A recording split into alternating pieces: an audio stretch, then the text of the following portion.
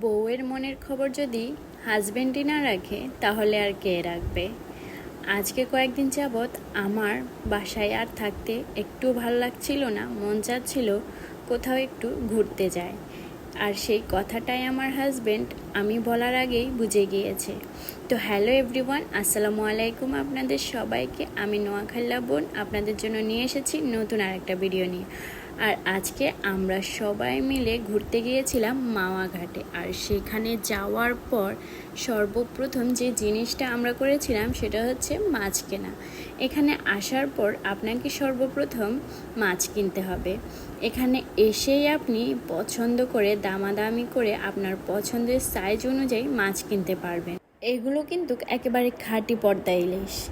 এখানে এসে আপনি আপনার পছন্দ অনুযায়ী দামাদামি করে মাছ কিনতে পারবেন। আর আমরা যেহেতু মানুষ ছিলাম মাত্র 3 জন, তো তার মধ্যে আবার আমার শাশুড়ি ইলিশ মাছ খায় না, সেজন্য আমরা মাঝারি সাইজের একটা ইলিশ মাছ নিয়েছি। সাথে নিয়েছিলাম 3 পিস বেগুন। তো এই লোকটাকে দিলাম আমরা বেগুন আর ইলিশ মাছটা কেটে পরিষ্কার করে দিতে। এখানে সব রকমেরই কিন্তু সুযোগ সুবিধা আছে। এখন এই লোকটা মাছগুলোকে কেটে ধুয়ে পরিষ্কার করে নেবে, এরপর এগুলো ভাজা হবে। এই যে এদিক দিয়ে কিন্তু বেগুনগুলো ভাজা হচ্ছে। আর এখানে কিন্তু অনেক বড় বড় সাইজেরও ইলিশ মাছ ছিল, যেহেতু এখানে অনেক লোক এসেছে।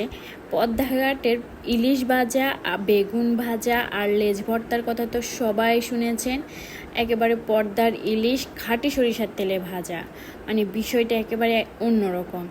আর এই বিখ্যাত লেজ ভর্তাটা এখন আমি দাঁড়িয়ে দাঁড়িয়ে শিখবো ওনারা কীভাবে বানায়, কারণ নেক্সট টাইম আমি বাসায় এটা বানাবো। তো দেখলাম যে আগে মাছটাকে ভালো করে কাটা ছাড়িয়ে নিচ্ছিল, কারণ ইলিশ মাছে তো প্রচুর কাটা হয় আর লেজের দিকটা একটু বেশিই কাটা হয়।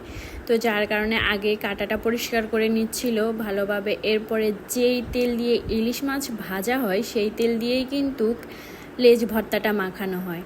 আর এই যে এদিক দিয়ে ফাইনালি আমাদের মাছ ভাজা, বেগুন ভাজা সব রেডি। লেজ ভর্তাটাও কিন্তু রেডি হয়ে গেছে। আর এটাই ছিল সেই বিখ্যাত পদ্মাঘাটের ইলিশ মাছের লেজ ভর্তাটা। আর এখানে ছিল ইলিশ মাছ ভাজা, বেগুন ভাজা, শুকনো মরিচ ভাজা। এই মাছ ভাজা আর মরিচ ভাজার গ্রানেই তো আমার ক্ষুধা লেগে গেছে অলরেডি, তো আমি খেতে বসে গেছি। আর এখানে ছিল কয়েক রকমের ভর্তার আইটেম। এখানে এগুলো ওনাদের কাছে থাকে, আপনারা চাইলে আপনাদের পছন্দ মতন ভর্তাও নিতে পারেন। তো এই যে আমি আমার পছন্দ মতো মাছ, বেগুন আর ভর্তার আইটেমগুলো নিয়ে খাবার শুরু করে দিয়েছি। যাই হোক, এখানে কিন্তু সত্যি বলতে কি যতটা শুনেছি লেজ ভর্তার কথাটা, আসলেই কিন্তু লেজের ভর্তাটা অনেক মজা ছিল। সাথে বাদাম ভর্তা, চিংড়ি মাছের ভর্তা সব কিছুই। তো আমার মোটামুটি খাবারগুলো অনেক ভালো লেগেছে, যেটা আমি আশা করেছিলাম তার থেকেও বেশি আমার ভালো লেগেছে। এরপর আমরা সবাই চলে আসলাম পদ্মাঘাটে। তো এখন আমরা একটু নৌকায় উঠব, কিন্তু এরই মধ্যে হঠাৎ করে প্রচুর বৃষ্টি চলে আসছিল, যার কারণে আমরা আর নৌকায় উঠতে পারি নাই। যেহেতু শেহজাদের দাদুকে নিয়ে নৌকায় উঠা বৃষ্টির মধ্যে একটা রিস্ক। আপনাদেরও যদি বাসায় থাকতে থাকতে একদম বোরিং লাগে আর আপনারা একেবারে খোলামেলা কোথাও ঘুরতে যেতে চান, তাহলে একবার হলেও পদ্মাঘাটে আসবেন, একেবারে মন ভালো হয়ে যাবে। যাই হোক, আমার আজকের ভিডিওটা কিন্তু এ পর্যন্তই ছিল। যদি ভালো লেগে থাকে অবশ্যই একটা লাইক আর একটা শেয়ার করে দিবেন। দেখা হবে নতুন কোনো ভিডিওতে। আল্লাহ হাফেজ।